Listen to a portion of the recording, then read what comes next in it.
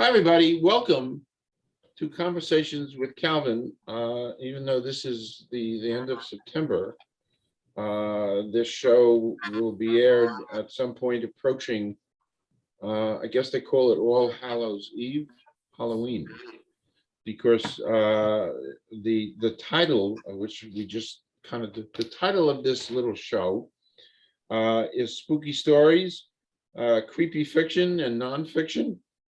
Pre-Halloween, and of course I'll have all your names. This is really kind of special because we're kind of going to improvise and talk about the backgrounds, talk about spooky stories, of which I believe you all contributed. And this is Gary Hill. I do want to say I met Gary Hill several months ago through the miracle of the internet, and we kind of bonded. And then it took us a little bit of time till we finally sat down and I interviewed Gary to talk about Gary's journey and his writings and his music, the whole package.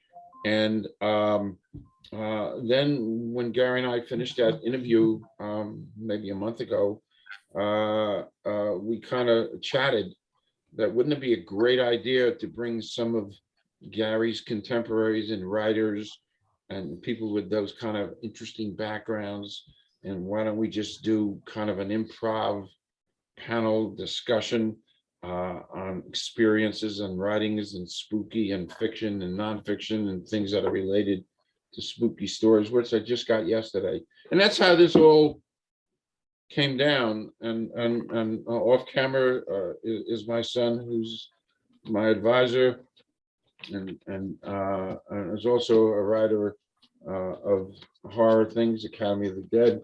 So it all kind of fits together. So I've done my Johnny Carson monologue here, and I'm now turning it over to Gary Hill. Gary, take it away. Well, hello, everybody. If I'm just not going to do much of a bio for me because you guys probably saw that. Hopefully you saw that when Calvin did the interview with me before. But what we're here to talk about is spooky stories, as Calvin said, which I published. And I should probably say the way I do these things is I've got a lot of Facebook friends who are authors. And I basically send out open calls and people submit articles. And fortunately, a lot of them are really good art writers too. And so we get a lot of good stuff.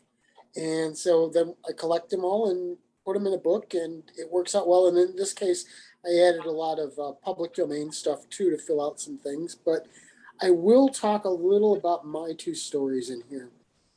I've got one story about, without giving too much information, it's about a gentleman who's making a trip in the early 1900s on a ship from Europe to the United States. And he's got some, shall we say, less than admirable reasons for traveling, probably. I mean, at least from a human being's point of view, we'd think of it. But, and he also, I don't reveal right away, although if you're clever and actually pay attention to all the facts, because all the details are historically accurate, you can figure out what ship he's on. And it's kind of that's kind of a historical important piece. But so that's one of the stories I have in here. And then the other one I have, let me just double check. Well, I've also got a bunch of stories on some haunted breweries, which I'll talk about in a second. But I have, I'm trying to think what the other fiction piece, I'm sorry, I do so many of these. Oh, Curse of Simon Tucson. You know, I've never talked about this story really, and it's kind of a fun story. It literally started from a title. I had the title first because my wife has an Uncle Tom and an Aunt Susan. Well, they had come to town, and she was telling me, and she was excited, and it came out as Simon Tucson instead of Tom and Susan. And I thought, you know, that's a great Egyptian name. I've never done an Egyptian story, so I should do an Egyptian story. So I wound up doing a story. It's a typical Egyptian curse in that it's you open the tomb and this curse is going to happen to you, but the curse is really a strange one.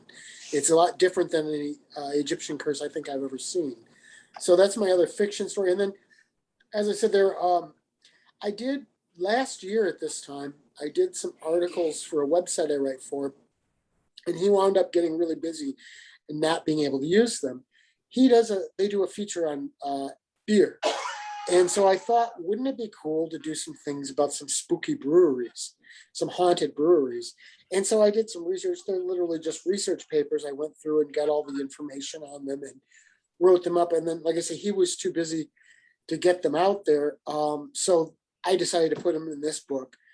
And that's pretty much the stuff I've got in this book. Now, who wants to go first? Well, I have an idea.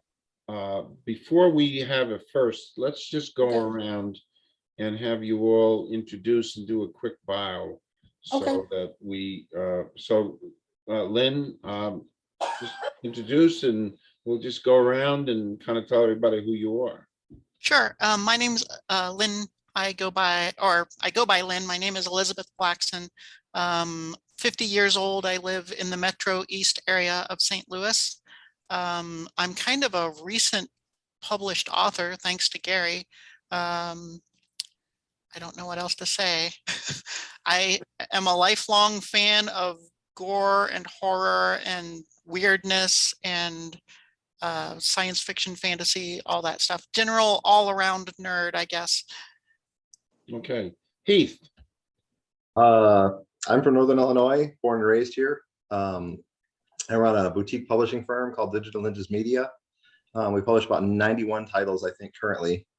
Some of them are my own, and then some of them are revived public domain titles that I've done where I completely relay the book so that it's not a hot mess anymore, and then it's put back out into the world in a more pure form. I write mostly for me, so I don't write in any one genre, which is a little bit strange. I'm kind of a unicorn that way. I collect rare books. I have an enormous collection. I think I have a problem, actually, but other than that, that's about it for me. I'm pretty boring. Frank. Yes, my name is Frank Kaufman, born and raised in Decatur, Illinois. I'm up in Elgin in the north now. Most of my career has been teaching, a few years of high school way back when, 70s. And the last 30 years, 35 or so in a community college system. I retired a couple of years ago, 2.5 or so now, from teaching college English, journalism, and creative writing. And that kind of finally gave me some time to do my own stuff. I've been writing all along, I guess, primarily poetry, but over the last few years, since about 2014, I've been publishing poetry and short fiction. Haven't tried the novel yet, but just published my, I guess you could say my individual third book, a collection of poems. I've got a collection of occult detective fiction coming out in the early part of next year, but several irons in the fire, and a new publishing entity, Mind's Eye Publications, that I'm launching. Great. Stephen. Hello. Yes, my name is Stephen Osborne, and let's see. I live outside of Oregon, Illinois, in a log house in the middle of nowhere. Lots of deer and stuff running around the yard and everything. I've written a couple of true ghost story books, South Bend Ghosts, and one called Ghosts of Northern Illinois. I've written several novels, couple like Pop Goes the Weasel. I've written one called Raven's Rest, which is a sort of a spooky book. And I've also written the series, which is known as the Duncan Andrews Thrillers.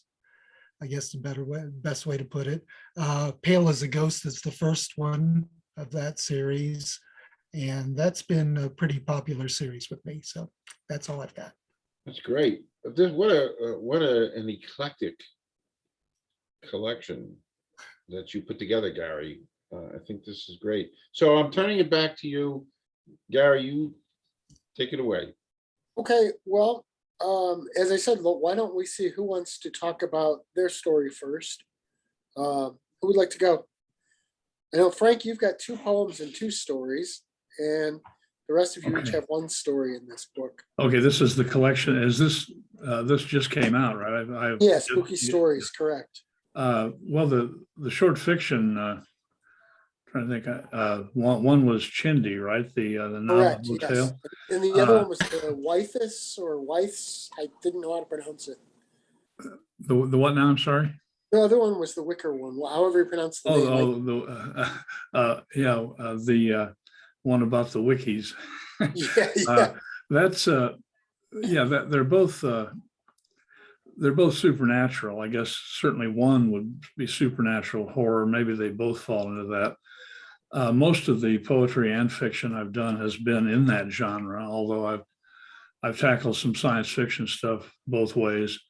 I've got, as I say, a occult detective stuff coming out in the beginning of the year, and a collection of weird short stories also. But the two in the book, Chindi, the Navajo tale, basically about a skinwalker, a part of their tradition and legend. But a fellow who's a generation or two removed, and his great grandmother was, full-blooded, but he's a mix, Anglo and Indian. But for some reason, he inherits the property when the old lady dies, and he moves on to their land. So it's a story of growing problem with this entity who doesn't want them or him in that place. It's they have a tradition. I do a lot of research with all my stories, but this was fun to get into. There's a tradition about the spirit that ideally somehow is exorcised from a place, or sometimes a family will just leave at the time of a death, and knowing that these spirits, the Chindi, might be coming back, or a skinwalker entity like this evil great grandfather might come back. So it has to do with trying to do yet another version of that sort of legend. The story, the Y, this WYTHES, is actually a thing that I was inspired by Saki's story, Srebni Vashtar, about, well, don't want to spoil how it goes, but it's about a family that's famous for their wicker works and wicker making. And the youngest scion of this family is pretty much an outcast. He's a big, burly, but not too bright fellow, and they give him a lot of abuse, and that grows on him. It wears on him, and he ends up, retreating into a different world, and it gets things get worse from there for the rest of the family. Anyway, that's trying to think which poem I've got. Forsaken. Forsaken is one of them. Yeah, I read Forsaken Yeah. before we went on air. I was very moved. Thank you. I tend to write in poetry. I tend to write sonnets more than anything. I do other forms. I am a formalist, traditional rhyme meter poet.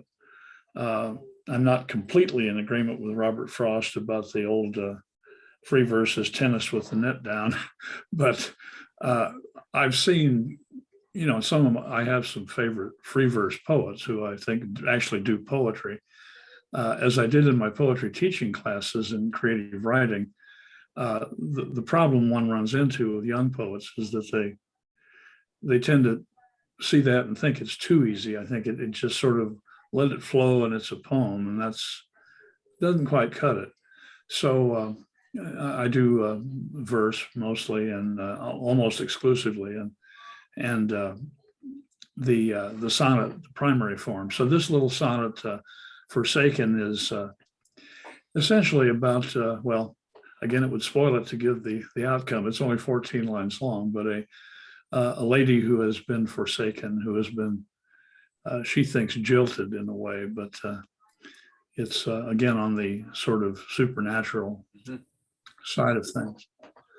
What's the other poem there? The other one, which I'm going to not pronounce correctly. The funny thing is, for years I knew how this word was supposed to be pronounced, and now I always revert to pronouncing it as it's spelled, but The Ghosts of Old Sam Hain. Oh, Samhain, actually, in Samhain, Irish. yeah, that's it. Samhain. Looks like to be a Sam wizard, I Hain, should know but this. it's the Celtic name for the All Hallows Eve, basically, what we call Halloween.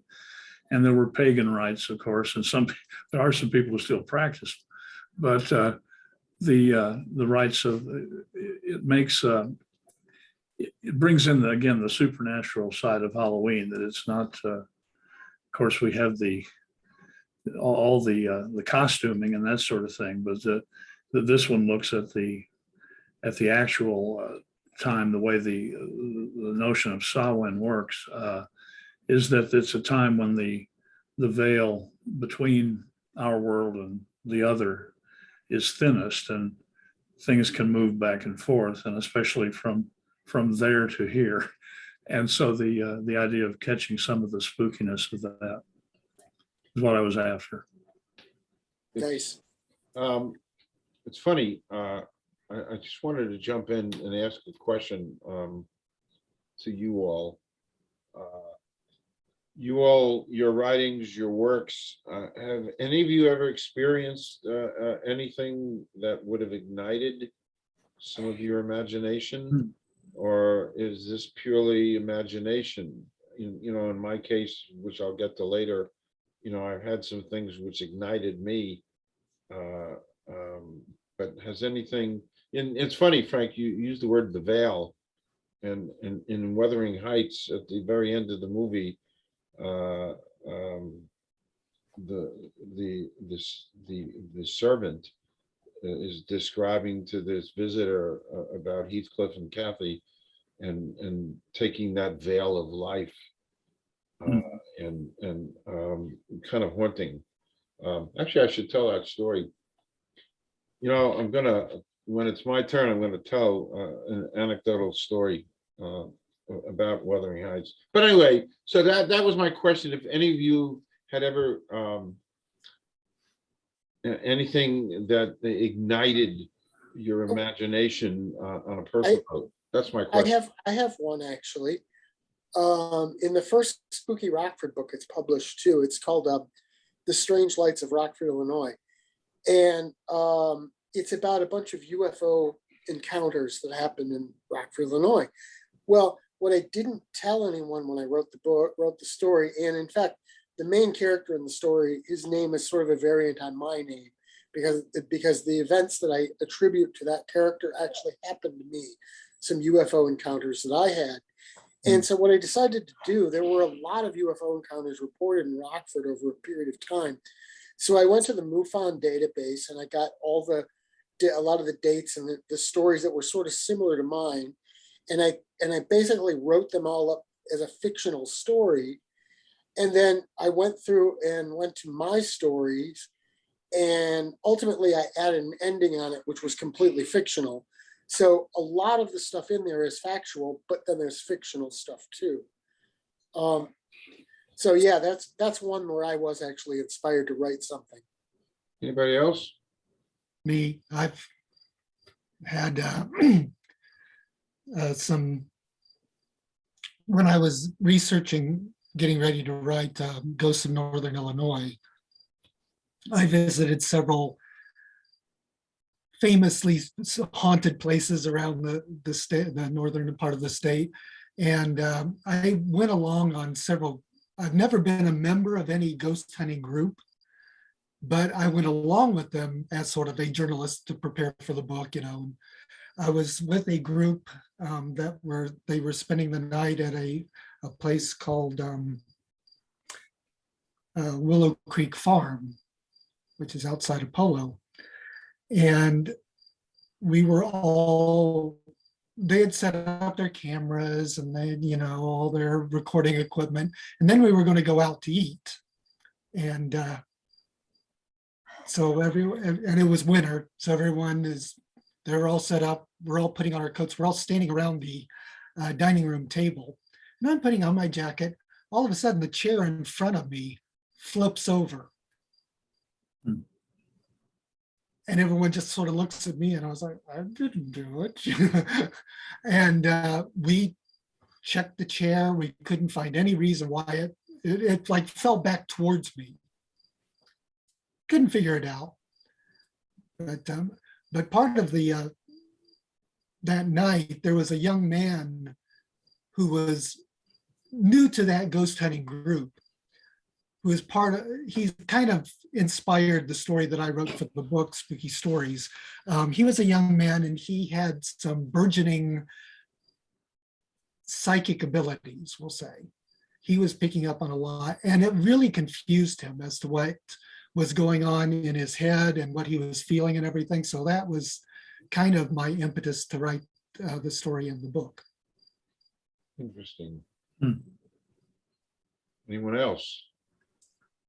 So yeah, mine's not quite that interesting. I had an occasion where I just happened to be sitting for a moment, and I just saw out of the corner of my eye this like pop of cerulean blue light, and I didn't know whether it was biological or whether it wasn't reflective because of where I live, and it was just really strange. And I thought, I immediately thought, well, what would it be like if people all around the world of different ages and different demographics experienced this exact same thing that I just experienced? And so I pounded out a quick novella. I think it was inside of a week, called The Meaning of Light. And basically it's just a series of vignettes that has everyone in it experiencing that same thing from different perspectives and different cultures. And it was actually a lot of fun to write. So you had help, That's whatever good. that means.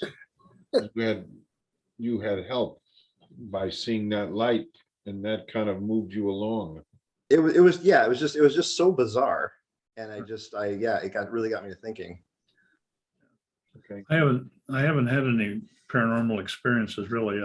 Some things that I think I can probably chalk off to coincidence, but in my teaching and my studies in English, I've been a believer in and lover of popular imaginative lit, the stuff that was in the pulp magazines.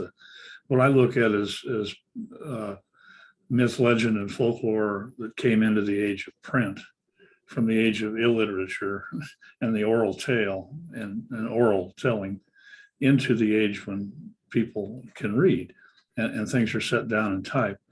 And the stuff that's happened really, I guess, especially from the beginning of the 19th century, adventure, detection and mystery with Poe, and horror, supernatural with other writers, Hawthorne verging on that too, fantasy, of course, and the boom of heroic fantasy since William Morris, George MacDonald, J.R.R. Tolkien, of course, and science fiction, of course, coming to the fore in that same time period. I've always loved what is generally called popular literature and scoffed at by serious critics, that sort of thing. I'm not a big believer in realism. I like some realistic stories. I don't write it myself. So I guess my interest in things, especially the horrific supernatural stuff, that's probably the biggest slant of most of my books of poetry and the upcoming prose collections. I've just sort of loved that literature and gone with it. The inspiration, I'm pretty sure, comes from my reading. Lynn, did you ever have any kind of thing to jar you? Honestly, I think I must be completely dead to the spirit world. But I love the stories and I love the things that it ignites in my imagination. I am apparently the most deaf spiritual person in the whole world. I've wandered through the pagan community in the St. Louis area. I've attended meetings. I've spoken with people that are in multiple spiritual traditions. I was raised Christian, and I've heard all of the stories. I don't experience it personally, but I do love letting my imagination play in that area. Okay.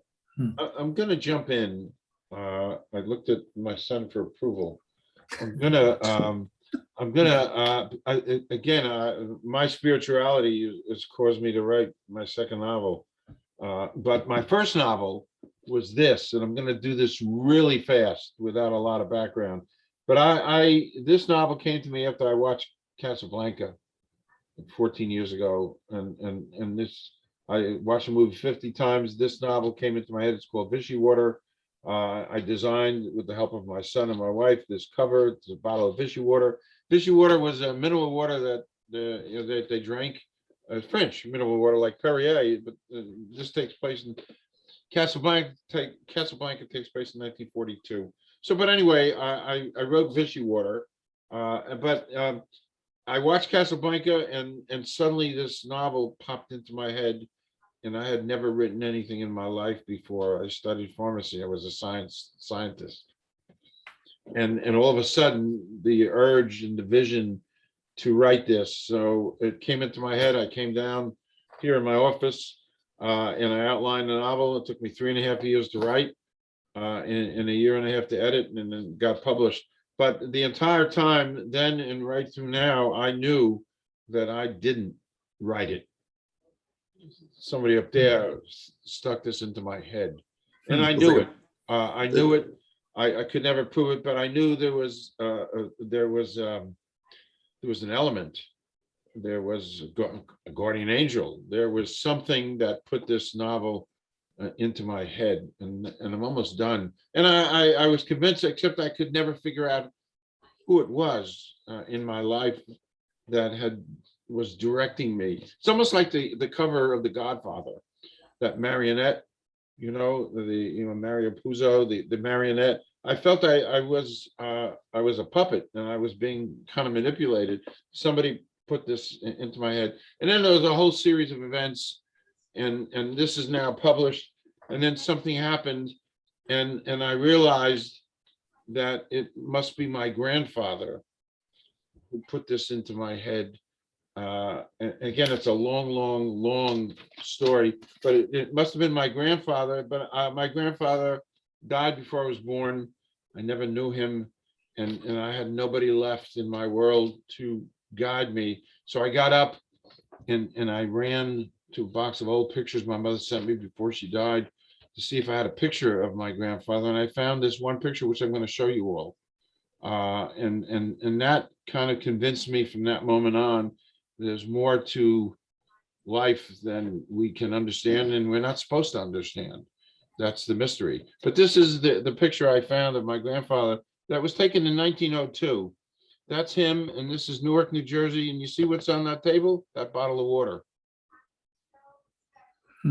And you know what? You can't make it up.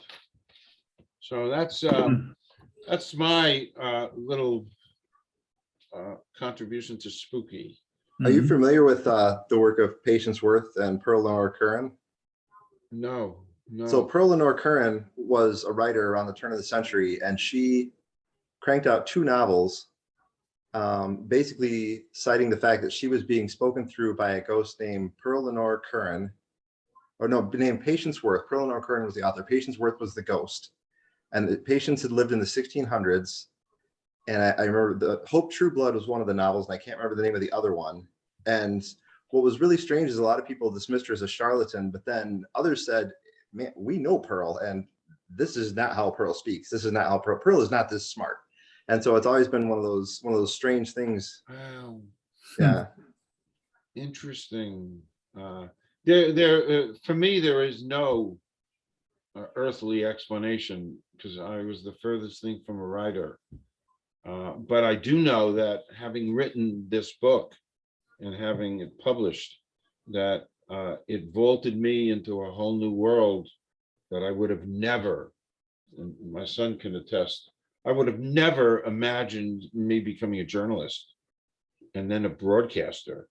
And it's funny, Frank, you retired from teaching in college at 73. I started teaching in college at 74. Funny stuff.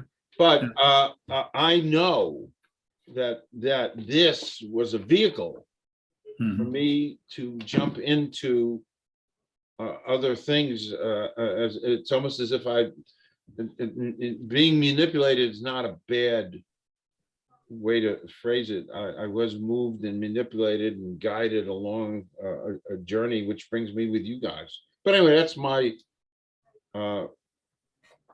take it away, Gary. Well, who would like to talk about their story next? And their themselves, please. Push yourself too. Actually, I can actually probably segue off that story if nobody minds. Go for it. So when you mentioned that, I wrote my third novel was called Photographic Memory, and it involved photographs. And these are actually all photographs that my wife and I found in different places, including this young lady here who was flipping the bird. If you look real closely, we found her in Buffalo. Wow. And what actually inspired this book was I thought we would go to these old antique stores and we would see all these old photographs for sale that were they had clearly lost their homes. They'd clearly lost their families. And I just thought, wouldn't it be interesting if somebody could come along and pick one of those up and garner the history off of certain ones? It would just pop into their heads. And so what I did is I gave my main character that ability.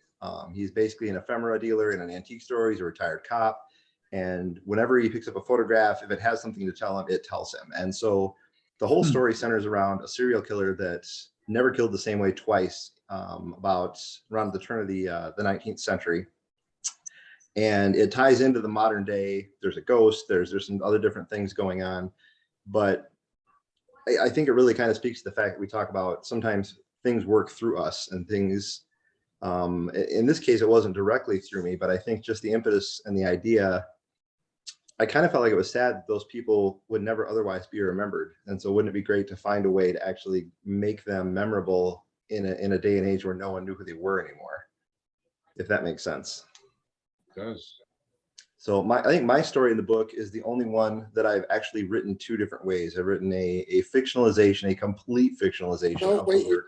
it's not the anchorite. It's not anchorite. Your story in here is, hold on, the one with the book. Exponential. Oh, exponential. Okay. Well, we'll talk about anchorite another time then. Yes. So yeah, so exponential was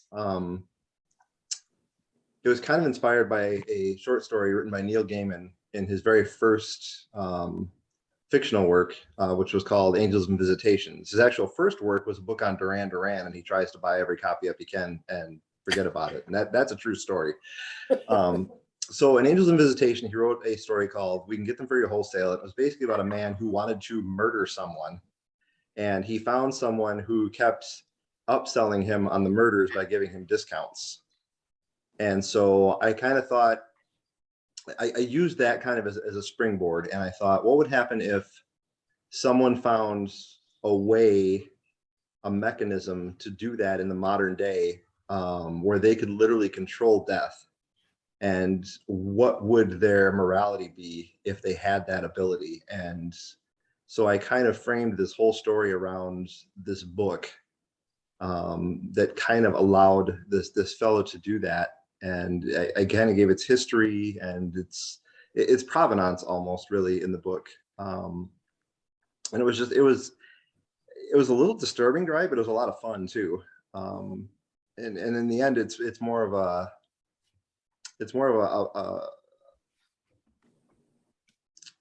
what's the word I'm looking for? It speaks more as a morality play than it does a paranormal book, but yet it is paranormal in nature. It's supernatural. Yeah, definitely supernatural. And very Lovecraftian, I think. I mean, come on, Lovecraft was all about these ancient books that have all these powers. I mean, that's very Lovecraftian. True. Lynn, I wanted to ask you something. Sure. You have your first novel out for editing, right? Yes, it's being edited soon. Okay. It should be out soon. Yes. The Girl's Gotta Eat. Yes. And if you could define for me what urban fantasy and horror is specifically. I tried to describe it once as, if you're familiar with the Jim Butcher series, Dresden Files, I tried to describe it as Dresden Files written by Stephen King. And then my editor said, no, it's the Dresden Files written by Clive Barker. Hmm. It is, the novel's title is A Girl's Gotta Eat, and it means two different things. One of the main characters is a young woman who's forced to do terrible things to survive. She's forced into prostitution and that sort of thing.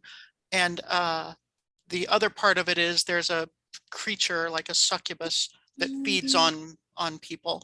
And in both cases, they're doing horrible things to survive. That's the gist of the story, is these two characters coming together. And then a third character that's a FBI agent who's investigating murders that this creature is doing.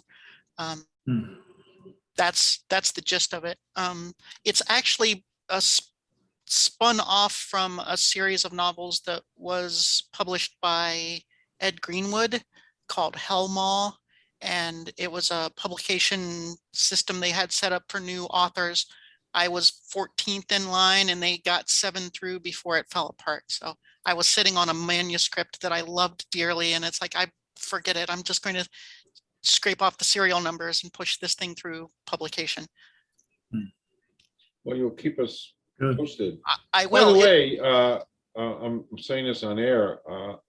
One of my prime qualities, so to speak, is loyalty. Now that we're all friends, and as you publish things and put things out there, my loyalty says, let me have it and I'll promote it. Again, I'm not prolific yet, but I've got a nice audience, and so whatever you guys do, throw it at me. I'm here. Did you all want me to step up with discussing my story next, I guess? Yes. If you want to go next, Yes. Sure. This is Revenant, right? correct. Make sure I'm discussing the right story. Yes.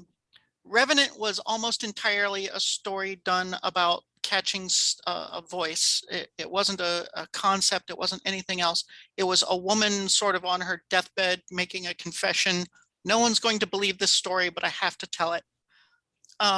In your life, when you have all of these things that make sense and can be codified and put neatly into boxes, and you have a few moments in life that are just that supernatural thing where you cannot explain what happened.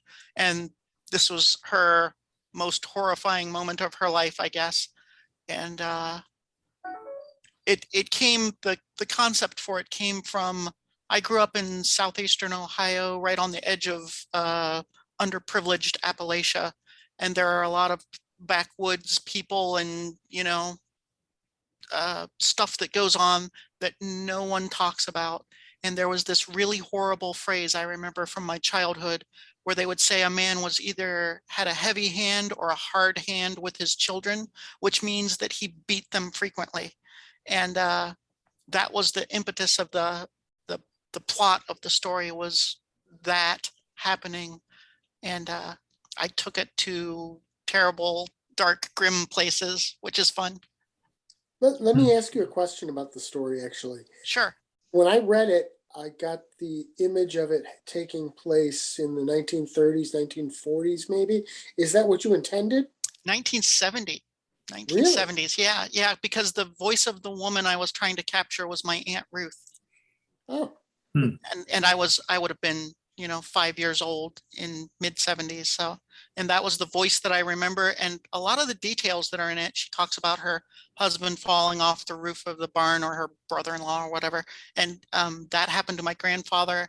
And there's a whole bunch of really funny things in that sort of life where it's like, well, I hope he didn't break his spine and be crippled for the rest of his life, that sort of thing. And people were just really nonchalant about life destroying, happenings.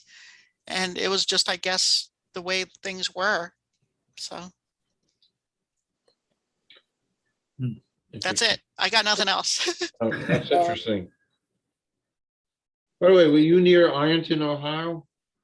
In the sort of vicinity, yeah. Vicinity? I spent time in Ironton, of all places.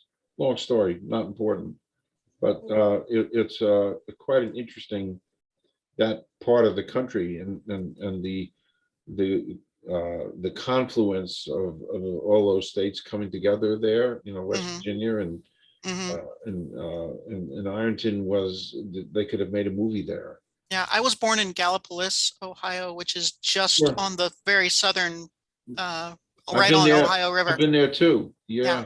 I was Yeah. actually born in a place that when it was opened was called an asylum for the insane, the epileptic insane, I think is what they called it. Which I always thought that was the coolest thing. I was born in an insane asylum. Okay. All right. That has to go on your bio. Come on. Right. You as a horror author, you'd think that would be Yes. right up there. Like, I'm picturing Don LaFontaine doing the voiceover. Born in an insane asylum. there's a Nightmare on Elm Street line in there somewhere, I'm sure. Stephen, do you want to? Actually, yeah, okay. Yeah, Stephen, I think is what the one we've got left here because we've talked to everybody else's stories. Well, I don't know that there's much. My story is the Sweet Dreams Motel. I kind of already have gone over Well, yeah, you went over where it was inspired from. where it's inspired from, but basically it is a ghost hunting group that gets more than they bargained for during the night, and I really don't know what more to say about it. It's Yeah, it's kind of the line between saying enough and not saying so much that you ruin the story. yeah, because I think that if you say too much more, it kind of. But Yeah, they go to this place called the Sweet Dreams Motel, which has had a very troubled history.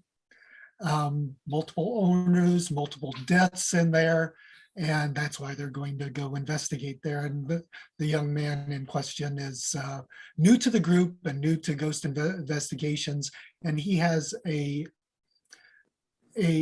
psychic power that is just now emerging, and it goes from there. I have a question, Stephen. Yes. In reading your bio, you talked about. I'm actually asking this question because my son is over here, out off camera. Okay. I'm trying to impress him. But you named your terrier Christine, correct? Christine, yes. And that came from Phantom of the Opera. Yes. No, Her full name is Miss Christine Daae. Okay. No, my son and I, this is not necessarily off topic, but last night, my son and I had a chat. He's visiting for a couple of days. We had a chat about the movie of Wolfman. And we were talking, and I'm talking about, the Lon Chaney. The Lon Chaney, or yeah. Yeah, and I'm an old movie person, and I took a lot of my proclivities and likes, and I shoved it into him from the time he was 4 or 5 years old. He had no choice, so I helped create in a small way what he is today. And he's listen, does horror, and he writes about. Is that Christine? Now, that is Christine, yes. By the way, that's She's trying to scary. speak up, huh? You couldn't have orchestrated that any better. There must be some deer outside, or the turkeys are back or something. Good job, Christine. Yeah, that's, by the way, that sound effect, that's great stuff. We're talking pre-Halloween. Can you hear them howling? That's the wolf right there. That's really great stuff. But we were talking last night about that movie and what it does for me, the foreboding, the black and white, the foreboding. I don't know if I've ever been as petrified and as scared, and I've seen them all. But there was something so magical about that movie, the acting, even the gypsy mother. I forgot her name. She was a famous actress. Maria Ospinskaya. Thank you. Sky, Yeah, told you. Thank you. But and maybe we could just chat about that if you've all have seen that. But I don't know if there's a better done for those days. I guess it's the For 30s. that time period, the special effects are amazing. Yeah, Well, that might, The makeup, so that the might be an interesting, transition was well done. it might be an interesting topic to see what everybody's favorite Universal horror movie is. yeah, let's, sure. So yours is obviously the Wolfman. Well, Hmm. it is because it absolutely scared the hell out of me because I like Larry Talbot and I love Claude Rains. You know, Well, it's, such a, for me, it's really a toss-up and kind of a quadrivium. It's the Wolfman, the Mummy, Frankenstein, and Dracula, the classic four. But for the time they were produced, I don't know that you can do anything better. It was certainly Bela Lugosi was better in a couple of those than he was in Planet Nine, God, oh God. which he didn't survive. But It may have killed him. it might have. It This almost one, killed yeah. me the first time I watched it. It's not that bad. Well, No, yeah, it's is. funny. Actually, it Pretty is. bad. People say that's the worst movie in history. Yeah. Trust me, used it I've as- seen a lot worse movies. Yeah, I it's used not it the in worst. when I taught film study a couple times, I used it and Citizen Kane just to show the parameters of how good and how bad a movie can be. But, that's yeah. a good question. So let's go around your favorite, your favorite horror. Lynn. Of the Universal, Oh, no, we can Yeah, let's start expand with it. those. I will tell you, it hasn't been mentioned yet. The creature from the Black Lagoon. Huh. There's Okay. something terrifying, first Yeah. of all, about the drowning. And second of all, I thought of all the universal creatures, I thought the creature from the Black Lagoon was sort of the most tragic. Frankenstein is very tragic too. Yeah. But there's something horrible. It's like you've stolen this creature from its habitat essentially. And there's what's the Guillermo del Toro, The Shape of Water, is that what it's called? Yeah. It came Yeah, out- which is which kind of is- a redo. yeah, which is a very similar story, and it also caught that beautiful tragedy, I thought. So that's my answer. And also all that right. beautiful underwater footage. Oh my God. Well, I want to speak up then because that's also my favorite. And I think part of it is that it's the only original creature. I mean, that's not really something from legend. That's not, Right. werewolves were from legend. Mary Shelley wrote Frankenstein. They came up with that one for themselves. And I also thought it was in a lot of ways more believable almost. There was more science involved, probably because it was written more recently, and the science had sort of caught up. But yeah, that would be my favorite of the bunch. Although, by the way, you mentioned the tragedy of them. I mean, the Wolfman's very tragic too. Yeah. I mean, Yeah. you got to feel bad for him. He doesn't want to do that. It's thrown on him and it winds up destroying him. And it feels So- the Wolfman feels a lot like a story of mental illness. Yeah, I can see that. Hmm. Absolutely.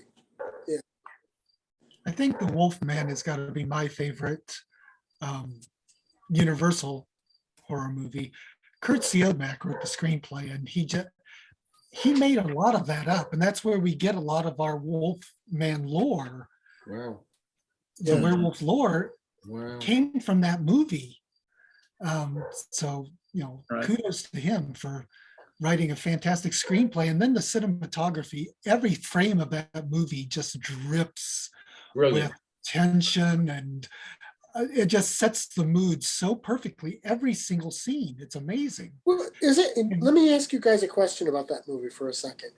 Now, it was a different world back then, and so maybe it wasn't intentional. But did you notice something? This just clicked with me. Oh, there's so many things wrong with it. Larry Talbot's character, right from the beginning, is a wolf, if you think about it. Because what's he doing? He's hitting on the engaged girl who he peeped on with a telescope. Come on. I mean, would they have called that a wolf back in the day? I don't know. But They definitely would have. and It, so it was not. he That was not from the beginning. unintentional. That was intentional. Yeah, it has to have been. It was intentional. Wow. So that's brilliant. Brilliant conception. Yeah. Make him a wolf in modern quote, and then to do that to him. And then he came upon that cane with the wolf head. Right.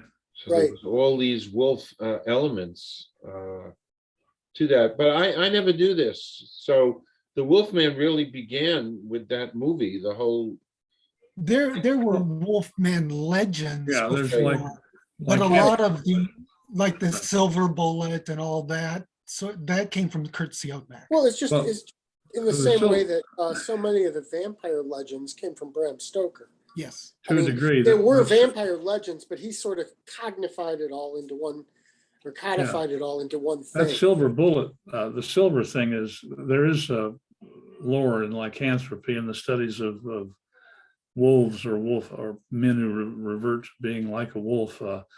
The Beast of Gévaudan back in the 1700s in France, that the legend is, or the claim of the hunter who finally killed a big wolf was that he used a silver bullet on that.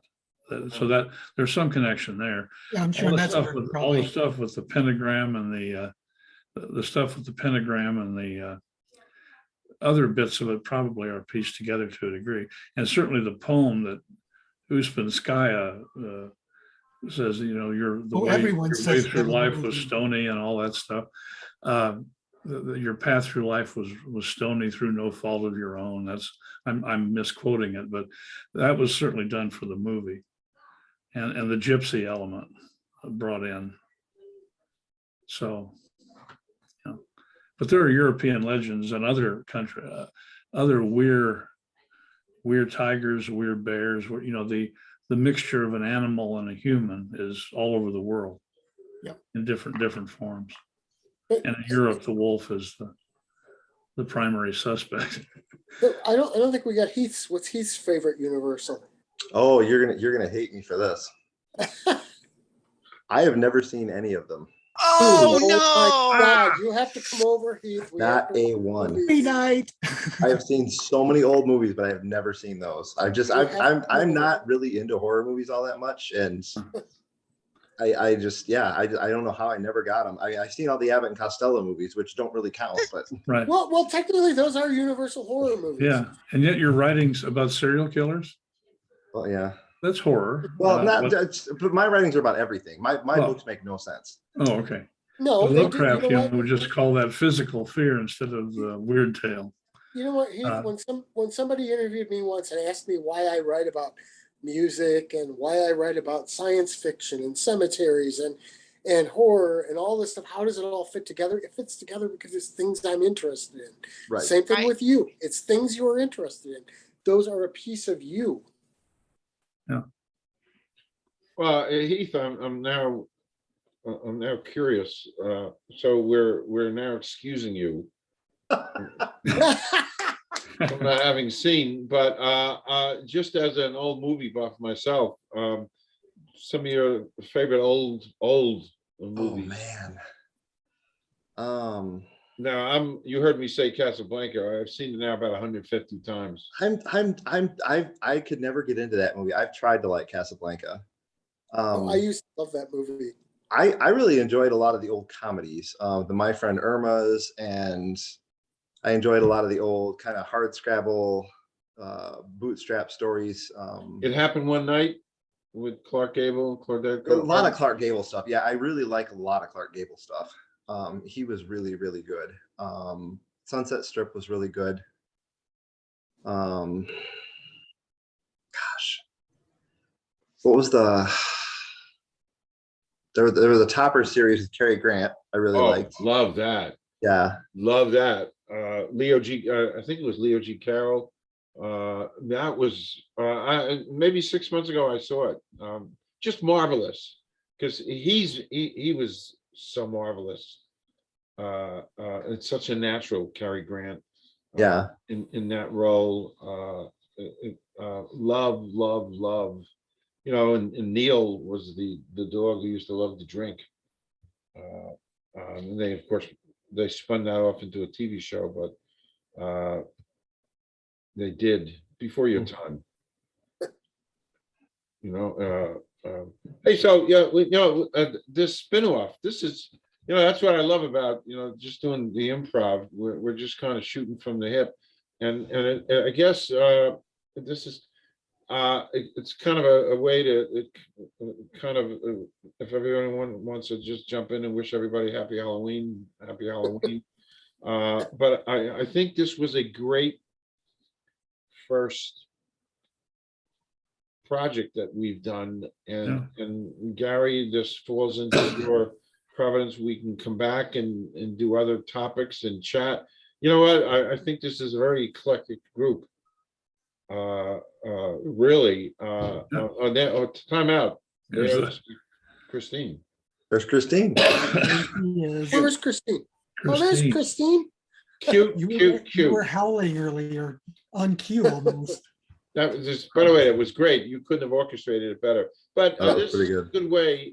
This is just a perfect way to kind of sign off and do a wrap.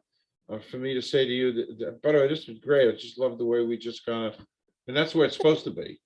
It was fun. And I like it when it's organic. Yeah, and organic is perfect. And I'm gonna plunge in and read more stuff. But Gary, you're the organizer, and someday I'm going to get out to Illinois. I have this thing. I have to clear it with my wife. It won't be easy, but I just want to hop in a car and go west. And I mentioned this to you, Gary. Hop in a car and go west. Illinois. I actually there's a cemetery I want to go to. I like cemeteries. Called the Burr Oak Cemetery. There are two others you should go to. You should go to Resurrection Cemetery, which is also in Chicago, which is where the Resurrection Mary story comes from. Wow. And Bachelor's Grove, which is supposed to be the most haunted cemetery in the world, which I think is an absolutely beautiful cemetery. It's in the middle of a forest preserve. You walk down this nice path to get to it. It's secluded. There's a little pond next to it. And it's just, I don't know. People talk about it being scary. For me, it was never scary. It was very welcoming and comforting. But you need to go there too. Okay. You know what? Before we, I have a quick question for you guys. Cemeteries. How do you feel about them? Meaning, how do you feel about them? Are they just what they are, cemeteries, or is there anything floating around?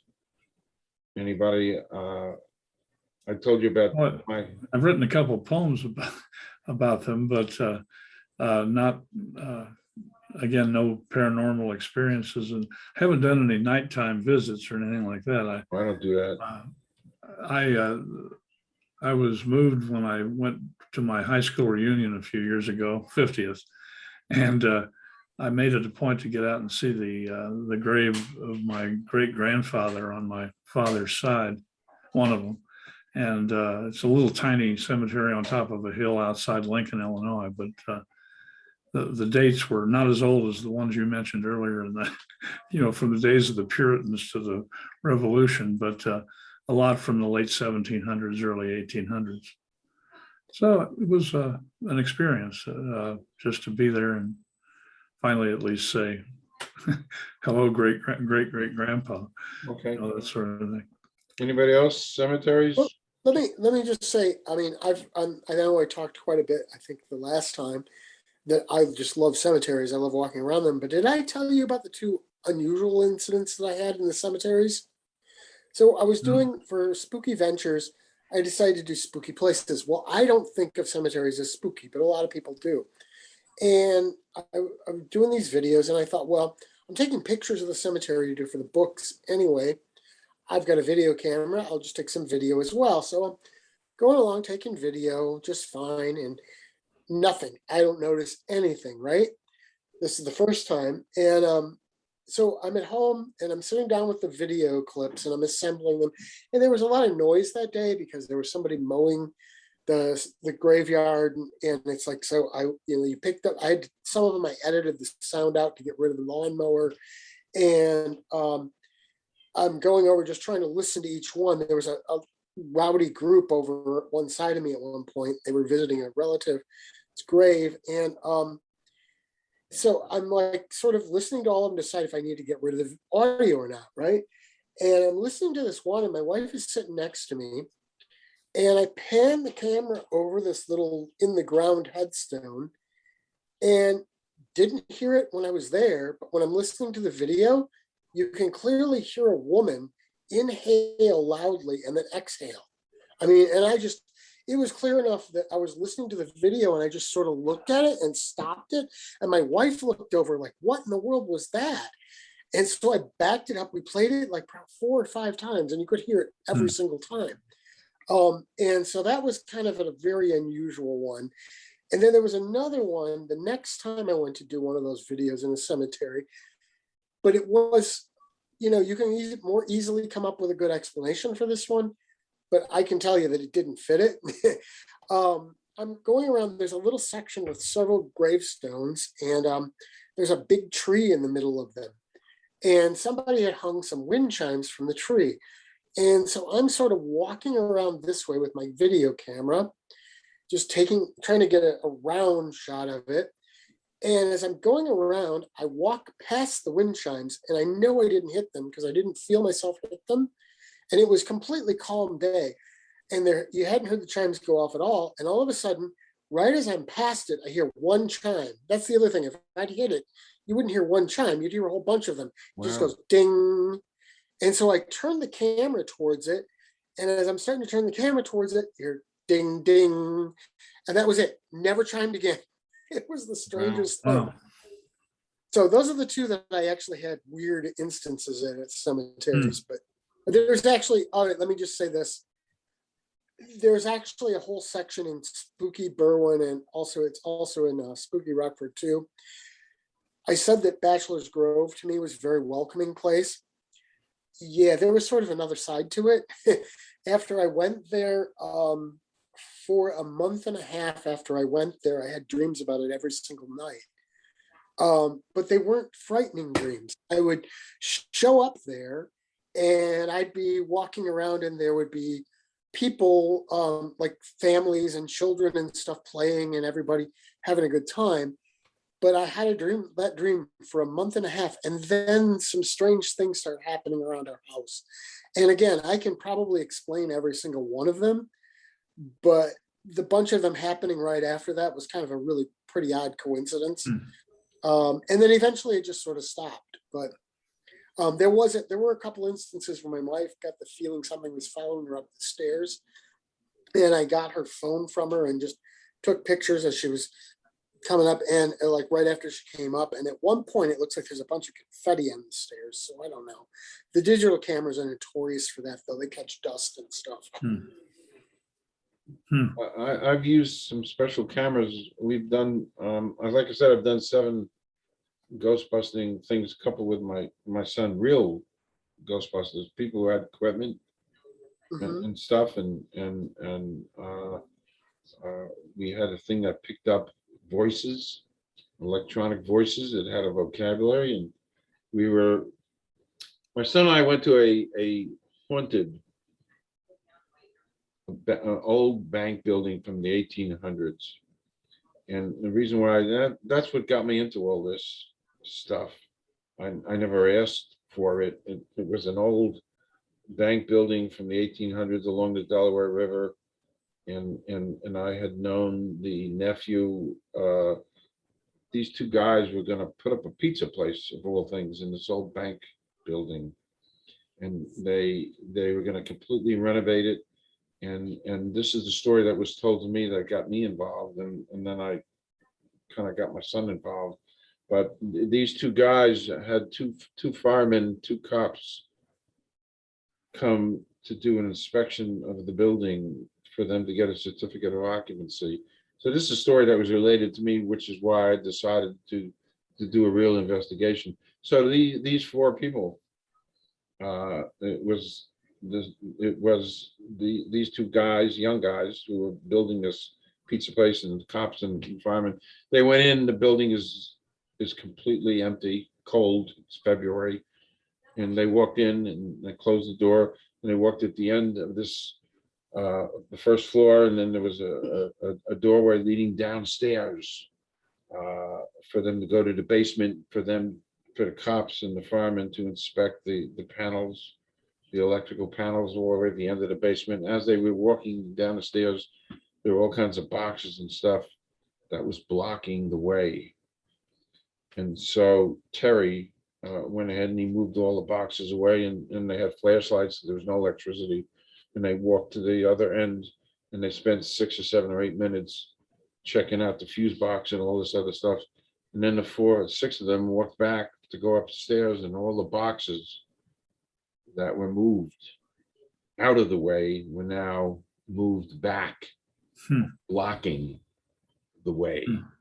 So the 2 cops and the 2 firemen looked at these 2 young guys and said, "Don't ever call us to come back here again." Feel so that story was recanted to me by Terry's uncle Danny, who's a dear friend of mine, a rock and roll guy, by the way. Terry, he's got a rock and roll radio show, and he told me about that, and I said, "Wow, I don't know a lot, but let's get some people." And of course, my son, grew up with Ghostbusters, so he was one of the guys. And there were 7 or 8 of us who went back a couple months later to this deserted building, and we went down to the basement. And Terry's fiance took a picture. And by the way, I'll send this to you all, the picture. I'll email it to you. Her name is Allison. She took a picture of the basement with her cell phone, and then 30 seconds later took another picture. It's just an empty basement. One picture is just an empty basement, and the next picture, 30 seconds later, you see a big white orb. I mean, big. And you know what? There's no photograph here. I was there, and I saw it. And then again, when I brought my son to do the second investigation there, much more detailed, there was 6 or 7 or 8 of us walked into this room all the way at the far end of the basement, and it was just the 7 or 8 of us in this little room, and my son yells, "Who just pulled my coat?" Nobody pulled his coat. And I mean, I think it's great stuff because it's inexplicable. And then the mother of Terry was there with us, and before we went, all 8 of us or 7 of us went into this little room to set up some cameras, some UV cameras and stuff. She took off her glasses and put it on a little bench, and we all went into that room. In 4 or 5 or 6 minutes, we were completely quiet as we were setting up, and we heard this noise. And with a flashlight, we went out, and her glasses, which were on a bench, were now on the other side of the room.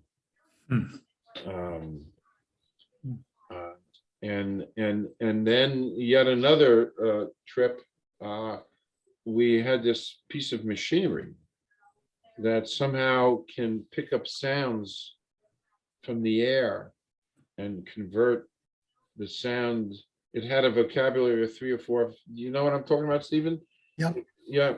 It can convert sounds. Oh, the ghost box, right? It's Yeah. ghost box, yeah, basically. Yeah. And so Picks up we, electrical impulses. yep.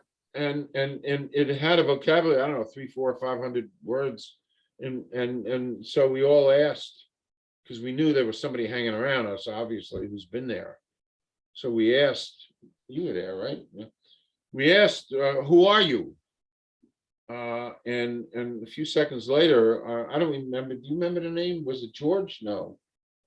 Well, let's just say George came up on the screen, and a last name like Miller. George Miller came up, and then we Googled George Miller, and he lived in that town called Bordentown and died in like 1850, and nobody knew. You know what? You can't make this stuff up. And we lived it, and it's fun stuff, as long as you don't bring it home with you. It's fun stuff. Yeah. Yeah. And listen, I could tell you a million of these stories. They're fun stories, and no, I never did bring it home, fortunately, and I've made it very clear to my spiritual. You guys want to hang around me, you want to do things, it's fine with me, but I do not ever want a full torso vaporous apparition. Oh, total Ghostbusters quote there. It sure is. Don't ever do that. And I actually say it, if you guys want to move things and turn my lights on and off, I'm okay with that. Do not ever appear. I'm not in the mood for that. Oh, I would go for them appearing. Come on, straight up, come in front of me, talk to No, me. I don't need, you can give I me all wanna the see it. signs. So anyway, this has been great. And we will close, and I'm inviting you all back. We could, I mean, the content is endless. Please keep me abreast with all your writings and things, and however I can promote, it would be my great thrill to promote.